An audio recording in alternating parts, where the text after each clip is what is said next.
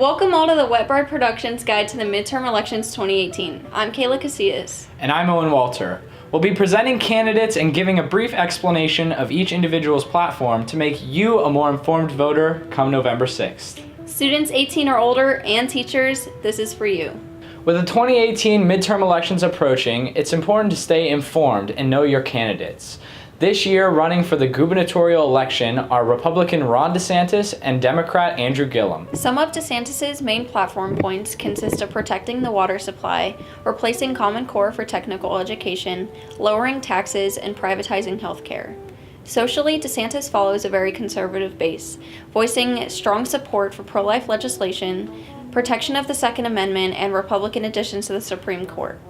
DeSantis strongly opposes the use of sanctuary cities in Florida.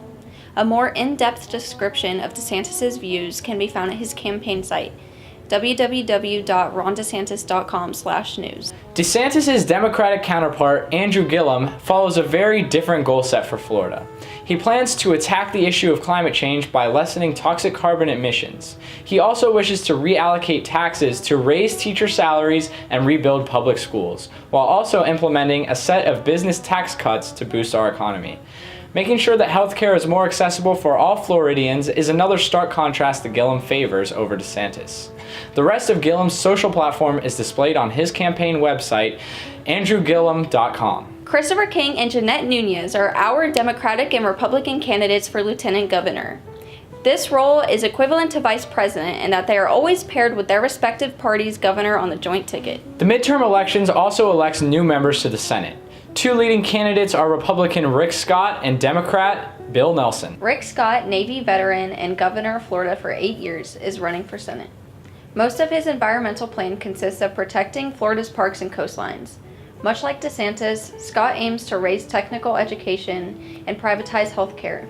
Although his time as governor have made some of his issues a bit less partisan, he still follows a conservative set of values that can be read on his website, rickscottforflorida.com. Democrat Bill Nelson, Vietnam War veteran, former astronaut, and senator for Florida, is running for re-election in the Florida Senate.